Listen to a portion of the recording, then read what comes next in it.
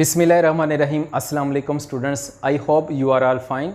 Today we are going to learn about potentiometer, and this topic potentiometer we will also perform experiment in physics practical lab. So it is very important topic. It is a long question. Even it is also in the Lahore board as a short question and as a MCQs. So first of all we will define it, then I will explain it and drive it, and more important is the use of these topics, the uses of potentiometer. Very important short question and very important long question. The uses are how to find EMF of cell and how we can compare the EMF of cell and how we can find the internal resistance of the cell. Very important, and at the end we will learn and see the MCQs of this topic, and we will discuss and see the animation.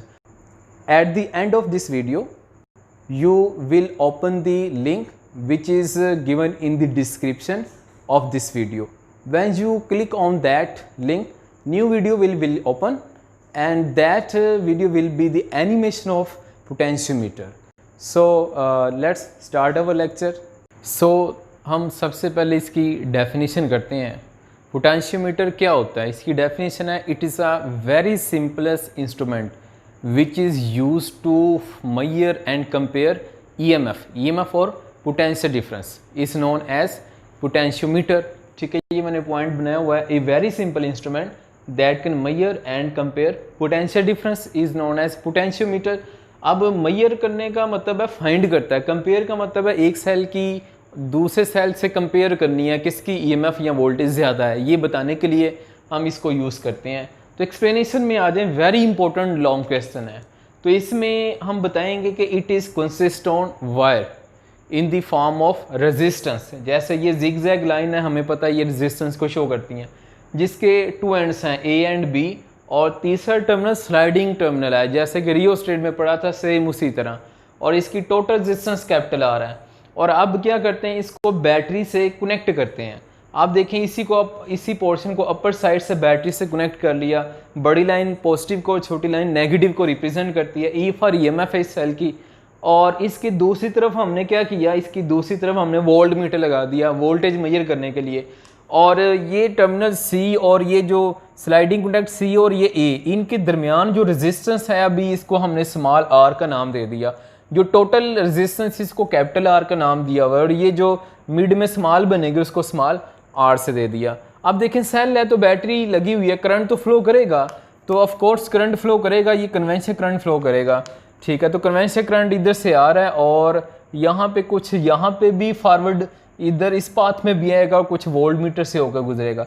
आप देखें ये जो current flow कर रहा है, current का formula होगा we over are. We की जगह ईएमएफ है, इसकी ईएमएफ ओवर आर इसका फार्मूला.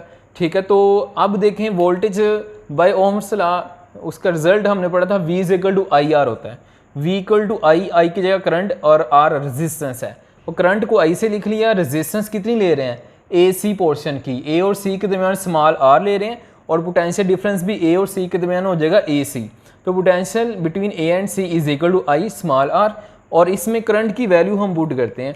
ये जो करंट की वैल्यू इधर I की जगह ये पुट करते हैं, तो पुट करेंगे तो आई की जगह पे क्या आ जाएगा, ई ओवर आर, और इधर स्मॉल आर है. ठीक है, ये हमारे पास फार्मूला आ गया. इस फार्मूले से हमें पता चल रहा है, ये फार्मूला मैंने इधर दोबारा लिखा हुआ है, V A C is equal to E over capital R into small r. अगर मैं स्मॉल आर की वैल्यू चेंज करूंगा तो वी ए सी की वैल्यू चेंज होगी. यानी ये जो फैक्टर आर है ना, ये जो मैं हाईलाइट कर रहा हूँ, ये कॉन्स्टेंट फैक्टर है. यानी मैं इसको यूँ लिख सकता हूँ, V A C is directly proportion to small r. ये ईएमएफ सेल की r constant, total resistance constant, तो कांस्टेंट इक्वालिटी प्रोपोर्शनैलिटी आ जाएगा. तो पोटेंशियल किसके डायरेक्ट है, स्मॉल रेजिस्टेंस के. और यही इसका प्रिंसिपल भी है पोटेंशियोमीटर का, कि potential difference between two point is directly proportional to resistance between that two point. ये इसका प्रिंसिपल भी है. ठीक है, अब देखें इसको, यहाँ पे स्मॉल आर की जगह वैल्यू पुट करेंगे तो वोल्टेज चेंज होंगे. तो लेट कर लें, पहले हम कहाँ पे हैं, पॉइंट ए पे हैं. ये डायग्राम जो आप देख रहे हैं ना, ये पॉइंट ए है. तो अब इधर आ जाए, पॉइंट ए पे रेजिस्टेंस क्या होगी, जीरो, क्योंकि स्टार्टिंग पॉइंट है, लेंथ जीरो स्टार्ट है, तो रेजिस्टेंस भी जीरो होगी. और इधर जीरो पुट करें, जीरो इस सारे फैक्टर से मल्टीप्लाई होगा तो पोटेंशियल भी क्या आ जाएगा, जीरो आ जाएगा। अब ऐसा करते हैं स्मॉल आर की जगह कैपिटल आर पुट करते हैं, तो वो कहाँ पे आ जाएंगे, पॉइंट बी पे आ जाएंगे। और पॉइंट बी कहाँ पे है, यहाँ पे है, स्टार्टिंग से लेकर यहाँ पे आ जाएंगे, टोटल डिस्टेंस बी बनेगी। स्मॉल आर की जगह पे अब इधर देखें हमने कैपिटल आर लगा दी, तो इधर पुट करें, इधर कैपिटल आर लगाएंगे, कैपिटल आर से कैंसिल हो जाएगा, तो बाकी क्या रह जाएगा, कैपिटल ई रह जाएगा। तो पोटेंशियल डिफरेंस अब एसी के दरमियान क्या हो जाएगा, कैपिटल ई, जो कि मैक्सिमम होगा। तो यही बात मैंने ऊपर लिखी हुई है। अगर सी को मूव करते हैं फ्रॉम ए टू बी, अगर ए से बी मूव करते हैं तो क्या होगा, रेजिस्टेंस चेंजेस होगी जीरो से आर और पोटेंशियल चेंज होगा जीरो से ई, और यही अभी मैंने प्रूफ भी किया है। और डायग्राम से देखें, आप क्या करें, ये टर्मिनल सी को ए से बी की तरफ ले जाएं, तो रेजिस्टेंस जीरो से आर चेंज होगी, ईएमएफ जीरो से ई तक चेंज होगी, जो कि इधर मैंने ये ईएमएफ फाइंड भी करके बताई है। अब इसके यूजेस देखने लगे हैं, वेरी इंपॉर्टेंट है इसके यूजेस, शॉर्ट क्वेश्चन में भी आता है और ये लॉन्ग क्वेश्चन भी इंपॉर्टेंट है। ठीक है, तो इसमें देखिए यूजेस में अननोन ईएमएफ फाइंड करता है, नंबर 2 कंपेयर करता है ईएमएफ का, नंबर 3 इंटरनल रेजिस्टेंस फाइंड करता है। Very very important short question MCQs हैं और ये लॉन्ग क्वेश्चन भी है, और ये प्रैक्टिकल में भी मजे की बात, ये हमने प्रैक्टिकल में भी करना है। फिजिक्स लैब में हम जो प्रैक्टिकल करेंगे तो वहाँ पे भी मैं आपको करवाऊंगा कैसे ये हम करते हैं, इधर थ्योरेटिकल पढ़े वहाँ पे परफॉर्म करेंगे। ठीक है, तो इधर ये 3 यूजेस हो गए। अब आ जाए फर्स्ट ऑफ ऑल इसका यूज देखते हैं, अननोन रेजिस्टेंस कैसे फाइंड करते हैं। तो अननोन रेजिस्टेंस फाइंड करने के लिए वही डायग्राम है। अब क्या है, ये सेल है ए और सी और ये बी पॉइंट है, यहाँ पे अननोन सेल लगा दिया जिसकी ईएमएफ हमें नहीं पता, लेट कितनी है, ईएमएफ है उसकी ई एक्स है, और इसकी पोटेंशियोमीटर की कितनी सेल की ईएमएफ है, ई है। ठीक है, और इधर अब गैल्वानोमीटर लगा दिया, पहले हमने वोल्टमीटर लगाया था तो अब गैल्वानोमीटर लगा दिया। गैल्वानोमीटर का काम है करंट को डिटेक्ट करना, ये मैं करंट बताएगा फ्लो कर रहा है या नहीं कर रहा। नीडल है, नीडल मूव करेगी तो करंट फ्लो कर रहा होगा, नीडल उधर ही है तो इसका मतलब है करंट जीरो होगा, और ये इधर रख दिया। अब देखिए ये जो ऑपरेटर्स है हमें कैसे पता चलेगा ये करेक्ट कनेक्शन हुए हैं वायर्स के, इसका हमें तब पता चलेगा जब क्या होगा, ये अननोन बैटरी का पॉजिटिव टर्मिनल और पोटेंशियोमीटर की बैटरी का पॉजिटिव टर्मिनल दोनों सेम पॉइंट से कनेक्टेड होंगे। तो आप देखें सेम पॉइंट से कनेक्टेड है, इसका पॉजिटिव टर्मिनल ये यानी बड़ी लाइन ये किससे कनेक्टेड है, पॉइंट ए से, तो इसका भी पोटेंशियोमीटर की बैटरी का भी पॉजिटिव टर्मिनल किससे कनेक्टेड है, ए से, सेम पॉइंट से कनेक्टेड होने चाहिए, फिर हमें पता चलेगा ये कनेक्शन कनेक्ट है। ठीक है, अब ये ऑपरेटर्स हमने कनेक्ट कर लिया, ये मैंने मेंशन भी किया हुआ जो अभी मैंने बात बताई। अब क्या करते हैं, C and negative terminal of cell EX are at the same potential, so current will be zero through galvanometer। यानी ये C है और ये अननोन बैटरी का ये क्या है, नेगेटिव टर्मिनल है, ये EX का नेगेटिव टर्मिनल है और ये C है, दोनों क्या है, सेम पोटेंशियल पे हैं। इसका मतलब क्या है, इसका मतलब है ये नेगेटिव टर्मिनल है और यही सी वायर के साथ नेगेटिव से आ रहा है, ये भी नेगेटिव होगा ये भी नेगेटिव होगा, तो नेगेटिव नेगेटिव के दरमियान करंट फ्लो नहीं करेगा क्योंकि सेम पोटेंशियल है। करंट फ्लो करता है हायर से लोअर पोटेंशियल की तरफ, ये भी नेगेटिव है और यही इधर कनेक्ट है तो ये भी नेगेटिव है। ठीक है, मैं इधर लिख सकता हूँ ये भी नेगेटिव है, ये भी नेगेटिव ये भी नेगेटिव, यानी हायर यानी दोनों सेम पोटेंशियल है तो करंट फ्लो नहीं करेगा। गैल्वानोमीटर में करंट कितना आ जाएगा, जीरो आ जाएगा। ठीक है, तो फ्लो करंट नहीं करेगा, ये इधर मैंने लिखा हुआ है। अब क्या करना है, आपने इस एरोहेड को आपने क्या करना है, पकड़ना है यहाँ से, इसको कहते हैं जोकी। जब प्रैक्टिकल करेंगे तो इसका नाम होता है जो एरोहेड है, इसको कहते हैं जोकी।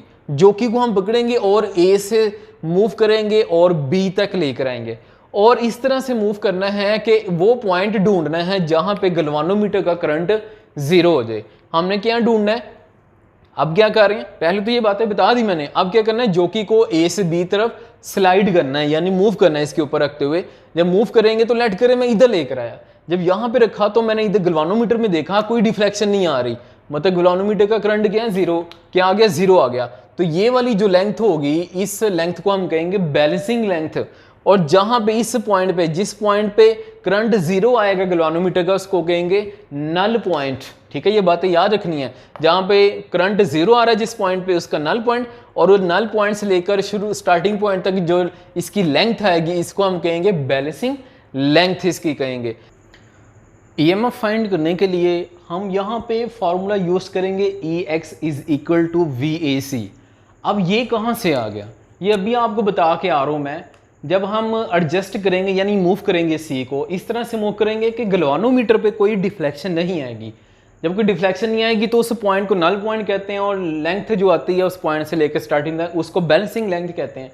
और जब बैलेंसिंग यानी डिफ्लेक्शन जीरो हो जाती है तो इसका मतलब ये होता है कि सेल की अननोन सेल की ईएमएफ किसके इक्वल हो गई है, पोटेंशियोमीटर के इक्वल हो गई है। जैसे कि आप डायग्राम पे आ जाएं, दोबारा डायग्राम पे आप देखें, यहाँ पे ये ए और सी है, यहाँ पे जितना पोटेंशियल होगा उसको VAC कहेंगे, और बैटरी के जो पोटेंशियल बैटरी जो इधर लगी हुई है, अननोन बैटरी जो लगी हुई है उसको कहेंगे EX और VAC ये वोल्टेज इक्वल हो जाएंगे जब क्या होगा, गलवानोमीटर में करंट फ्लो नहीं करेगा। गलवानोमीटर में करंट जीरो का मतलब यही है कि इधर का करंट और इस अननोन बैटरी का करंट दोनों एक दूसरे को अपोज कर रहे हैं, ऑपोजिट एंड कैंसिल कर रहे हैं, तो गलवानोमीटर में जीरो आ रहा है।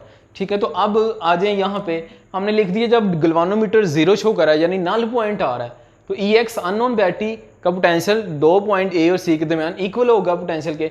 अब यहाँ पे हमने क्या करना है, VAC में पता है किसकी इक्वल है, पीछे भी हमने फाइंड किया था, E/R इंटू स्मॉल r, तो इधर VAC की वैल्यू पुट कर दी, और हमें पता है लेंथ रेजिस्टेंस के डायरेक्टली प्रोपोर्शन होती है, तो स्मॉल r की जगह स्मॉल l लिख लेंगे, कैपिटल R की जगह कैपिटल L लिख लेंगे, तो ये हमारे पास फार्मूला बन गया। अगर हमारे पास लेंथ दी हो स्मॉल l और स्मॉल कैपिटल L, ठीक है, पोटेंशियोमीटर में ये जो वायर की लेंथ है ये हमें दी होगी 100 सेंटीमीटर है या 150 सेंटीमीटर है, टोटल लेंथ इसकी 400 तक होती है, तो इसके दरमियान कहीं पे भी हो सकती है, 150 पे हो सकती है, वो लेंथ हमें दी होगी, टोटल लेंथ 400 सेंटीमीटर होगी, और इसमें ये बैलेंसिंग लेंथ है, कहाँ पे आ रही है, 200 पे आ रही है, 150 पे आ रही है, पुट करेंगे, और सेल की ईएमएफ हमें पता होगी कितने की हमने ये लगाई हुई है, पोटेंशियोमीटर की बैटरी की ईएमएफ कितनी है, 3 वोल्ट की है, कितने की है, वो पुट करेंगे तीनों, तो हमारे पास अननोन सेल की ईएमएफ फाइंड हो जाएगी। अब देखते हैं कंपेयर कैसे करना है। कंपेयर का मतलब है 2 सेल लगे हुए हैं, हमने बताना है किसकी ईएमएफ ज्यादा है। ठीक है, तो जैसे इधर देखें, अब इसकी डायग्राम बनाएंगे, ये बुक में नहीं बनी हुई, लेकिन प्रैक्टिकल करेंगे तो इस तरह बनाएंगे, एक सेल ये लगा दिया और ये पहले ही हमने शो किया था, दूसरा सेल इधर ये लगा दिया। ठीक है, अब इसके दरमियान ये पॉइंट बना दिया, ये स्विच बना दिया। अगर मैं इस स्विच को यहाँ पे कनेक्ट कर दूँ इसके साथ, तो ऊपर वाली बैटरी कनेक्टेड होगी, नीचे वाली आउट होगी सर्किट से। अगर मैं इसको कनेक्ट कर दूं ये लोअर टर्मिनल से, अब ऊपर वाली बैटरी आउट हो जाएगी, नीचे वाली कनेक्ट हो जाएगी। ठीक है, 1 बाय 1 हम दोनों को कनेक्ट करेंगे। अब जरा देखिएगा इधर, अगर मैं इस फॉर्मूले में स्मॉल l की जगह L1 लगा लेता हूँ, इसका मतलब बैलेंसिंग लेंथ L1 आई है किसके लिए, पहले सेल के लिए। ठीक है, वही हम मूव करेंगे स्लाइडिंग कॉन्टैक्ट C को A से B की तरफ, जहाँ पे लेंथ करंट जीरो आ जाएगा उस लेंथ को L1 कह देंगे, और EMF का नाम क्या रख दिया, E1। अब क्या करेंगे, दोबारा हम अब दूसरे सेल को कनेक्ट करेंगे, अभी जो स्विच का बता के आ रहा हूँ, दूसरा सेल लगाएंगे स्विच के थ्रू, तो अब दोबारा क्या करेंगे, जोकी को यानी टर्मिनल C को मूव करेंगे कहाँ से, A से B की तरफ। अब दोबारा देखेंगे कहाँ पे करंट जीरो आ रहा है, जहाँ पे करंट जीरो आएगा उस पॉइंट तक, स्टार्टिंग से उस पॉइंट तक की लेंथ, बैलेंसिंग लेंथ, अब इसको L2 कह देंगे, और इधर EMF का नाम E2 रख दिया। ठीक है, ये E और कैपिटल L ये तो कांस्टेंट फैक्टर है। अब इनको हम क्या करते हैं, डिवाइड कर लेते हैं, इक्वेशन 1/2 को डिवाइड किया तो ये फैक्टर सेम हो गया, कैंसिल हो गया, तो बाकी क्या रह गया, L1/L2 यानी E1/E2 is equal to L1/L2। अगर ये हमारे पास लेंथ दी हो, इधर L1 और L2 हमारे पास लेंथ हैं जो भी हैं, इसको सोल्व करेंगे तो हमारे पास आंसर आ जाएगा। सपोज करें मैं कहता हूँ आंसर कितना आ गया, 2 आ गया, तो 2 का मतलब क्या होगा, किस सेल की EMF ज्यादा है, ऑफ कोर्स E1 की EMF ज्यादा है। कैसे पता चलेगा, आप ऐसे करें, इसको दूसरी तरफ ले जाएं, तो E2 डिवाइड हो रहा है, दूसरी साइड पे मल्टीप्लाई होगा। ये हमें इक्वेशन बता रही है कि सेल E1 की EMF ग्रेटर है, किससे ग्रेटर है, E2 से। कितनी टाइम ग्रेटर है, 2 टाइम ग्रेटर है E1। ठीक है, तो ये कंपेयर हो गया, यानी पता चल गया कौन सी ग्रेटर है, कौन सी स्मॉलर है। तो ये हमने कंपेयर भी कर लिया। अब इसके एमसीक्यूज कर लेते हैं, वेरी इंपॉर्टेंट एमसीक्यूज। इधर मैंने पहले लिखी हुई है, EMF सेल की दी हुई है, पोटेंशियोमीटर की EMF कितनी है, 100 वोल्ट, यानी ये जो इधर लगी हुई है 100 volt. EMF of potentiometer is 100 volt, it means it can not find EMF of source, यानी EMF सेल की 100 हो तो कितनी नहीं फाइंड कर सकता अननोन सेल की। इधर लिखा हुआ है 10 वोल्ट, 50, 100 वोल्ट, 101 वोल्ट। तो देखिए सेल की कितनी है, कम से कम सेल की कितनी EMF 100 है, तो मैक्सिमम ये 100 ही मेजर कर सकता है, इससे ज़्यादा मेजर नहीं कर सकता। तो इधर कौन सी ऑप्शन दी हुई है, डी। तो इसका मतलब है ये मेजर नहीं हो सकती, 101 मेजर नहीं हो सकती, क्योंकि इसकी खुद टोटली कितनी है, 100 है, तो ये मैक्सिमम 100 ही मेजर करेगा, इससे ज़्यादा मेजर नहीं करेगा। अब दूसरे एमसीक्यूज की तरफ चलते हैं। ये मैंने दूसरे एमसीक्यूज यहाँ पे लिखी हुई है रेड में, क्या है, when potentiometer measures EMF of a source, ये किसी सोर्स की यानी बैटरी की EMF मेजर करता है, देन इट शोस, ये क्या शो करता है, ये भी मैं आपको बता के भी आया हूँ। ऑप्शन में देखें ये क्या शो करेगा, no current flow from source, source से कोई करंट फ्लो नहीं करेगा।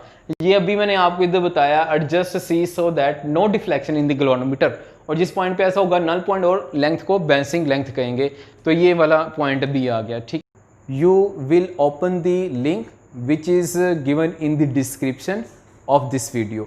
When you click on that link, new video will open, and that video will be the animation of potentiometer. ठीक है, तो स्टूडेंट्स ये था आज का लेक्चर, वेरी इंपॉर्टेंट टॉपिक था। तो इजाज़त दें, अब मिलते हैं नेक्स्ट लेक्चर में। अल्लाह हाफिज़।